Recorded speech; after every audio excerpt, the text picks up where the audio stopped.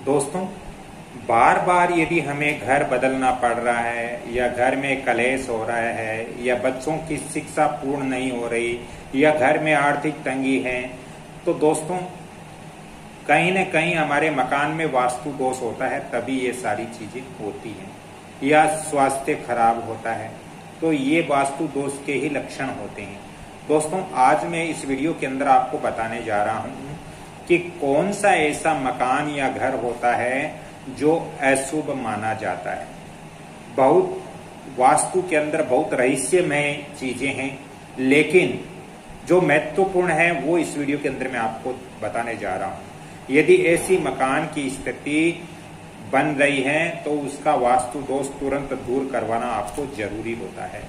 दोस्तों, ऐसा मकान जिस मकान के दक्षिण पश्चिम में मुख्य द्वार है, यानी दक्षिण और पश्चिम के बीच का जो कॉर्नर होता है, जिसको हम नेतृत्व कोण बोलते हैं, नैऋत्य कोण के अंदर यदि मुख्य द्वार होता है तो वो अशुभ माना जाता है। क्योंकि दोस्तों ये दिशा है वो पितरों की दिशा होती है, ये स्थिरता की दिशा होती है। पितरों की और स्थिरता की दिशा होने के कारण यहाँ पर मुख्य द्वार अशुभ माना जाता है। यदि मुख्य द्वार नेतृत्व कोण में है तो घर के मालिक को परेशानियां ज्यादा होती हैं, स्वास्थ्य समस्याएं रहती हैं, नौकरी में अस्थिरता हो सकती है वास्तु शास्त्र के अकॉर्डिंग।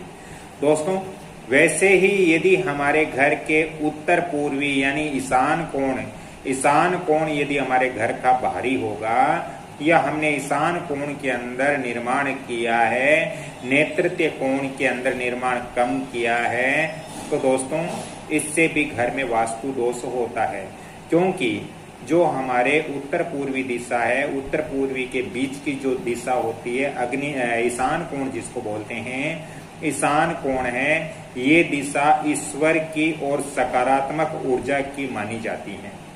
यदि इस दिशा में हमें किसी भी प्रकार का वास्तु दोष हम रखते हैं तो हमें ईश्वर की कृपा प्राप्त नहीं होती और घर में सकारात्मक ऊर्जाएं प्रवेश नहीं करती।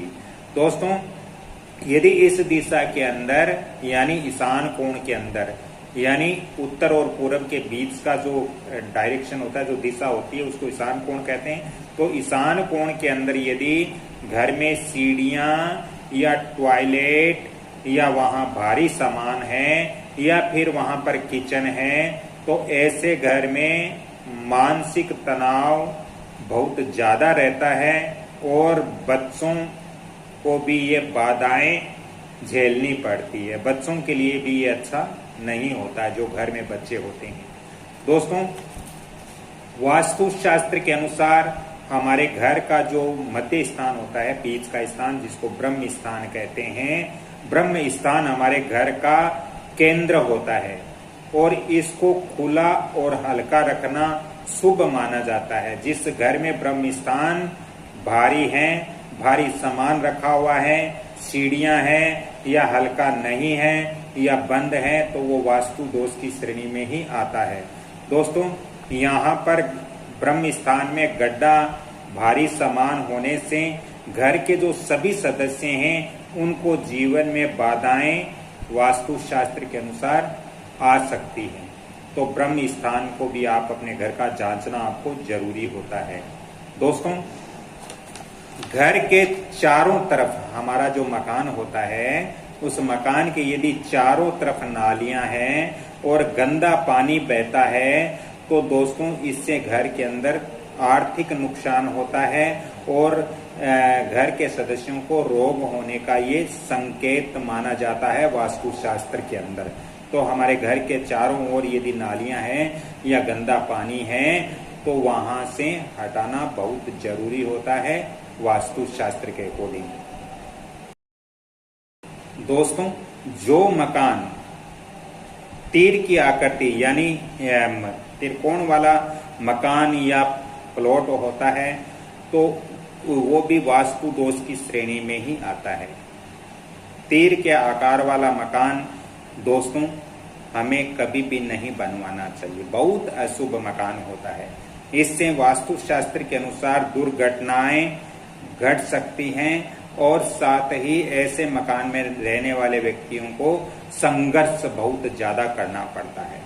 तो त्रिकोणीय आकार का फ्लैट या प्लॉट या मकान कभी भी उसमें निवास नहीं करना चाहिए। दोस्तों, घर की जो उत्तर दिशा होती है, नॉर्थ वाला जो डायरेक्शन होता है, वो हमारे घर में धन का और अच्छे अवसरों की दिशा होती है। यदि हम इस दिशा को यानी उत्तर नॉर्थ वाली दिशा को यदि हम बंद रखते हैं, वहां पर भारी निर्माण करते हैं, तो फिर घर में धन का आगमन नहीं होगा, घर में रुपए पैसे नहीं आएंगे और जो अच्छे अवसर हमें प्राप्त होते हैं वो भी नहीं होगा, उसमें भी बाधाएं उत्पन्न होती हैं। इसलिए घर के उत्तर दिशा में कभी भी आपको बंद नहीं रखना है, घर की उत्तर दिशा को भारी नहीं रखना है वास्तुशास्त्र के अनुसार। दोस्तों, यदि आपने घर के उत्तर दिशा में निर्माण कर दिया और दक्षिण दिशा में निर्माण नहीं किया, वहां आपने खाली जगह रखी, खुली जगह रखी, तो ये सबसे बड़ा वास्तु दोष होता है। इससे घर में धन की कमी आ सकती है, अच्छे मौके जो अवसर हैं वो हमें प्राप्त नहीं होते हैं। दोस्तों, आज की मेरी ये जानकारी अच्छी लग रही है तो इस वीडियो को आप जितना ज़्यादा हो सके लाइक करें, शेयर करें और सब्सक्राइब करें, और बेल आइकॉन जो घंटी का निशान आता है उस पर भी आपको क्लिक करना चाहिए, क्योंकि मैं इतनी मेहनत करके आपको वास्तु की इतनी अच्छी अच्छी जानकारियां आप तक पहुंचाने का प्रयत्न करता हूं। तो आपका दायित्व बनता है कि आप जितना ज़्यादा हो सके वीडियो को लाइक शेयर सब्सक्राइब जरूर करें, ताकि मेरा भी मनोबल बढ़ेगा और मैं आपको आगे भी ऐसी वास्तु और ज्योतिष की जानकारियां प्रदान करूंगा।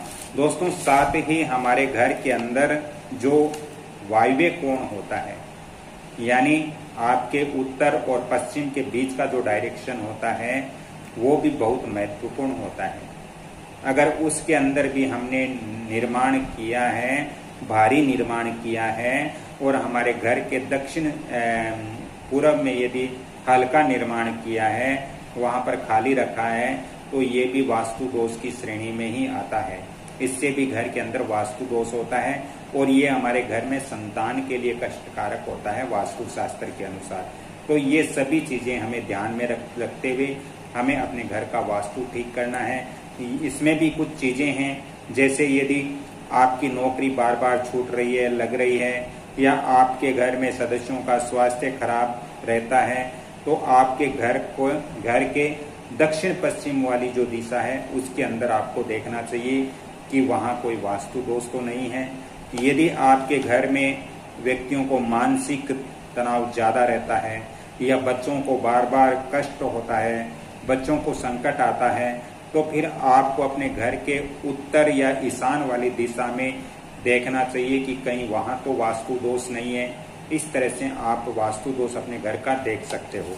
दोस्तों, यदि आपके घर में सदस्य हैं, उनको बार बार परेशानियां आती हैं, उनको हर समय संकट रहता है, तो आपको अपने घर का ब्रह्म स्थान जरूर देखना चाहिए। इससे आपको बहुत ज्यादा बेनिफिट मिलेगा, क्योंकि आपको जानकारी होगी, आप वहां से वास्तु दोष ठीक कर पाओगे और जो समस्या है उसको हल कर पाओगे। दोस्तों, यदि आपको वास्तु विजिट करवाना हो या आपको व्हाट्सएप द्वारा विजिट करवाना हो, तो आप मेरा फोन नंबर भी नोट करें, 7901718402। इन नंबरों पे आप कांटेक्ट करके वास्तु और ज्योतिष संबंधित जानकारी आप प्राप्त कर सकते हो। अगली कड़ी में फिर मैं आपसे मिलता हूं, तब तक के लिए आपसे क्षमा चाहता हूं। जय श्री कृष्ण, राधे राधे।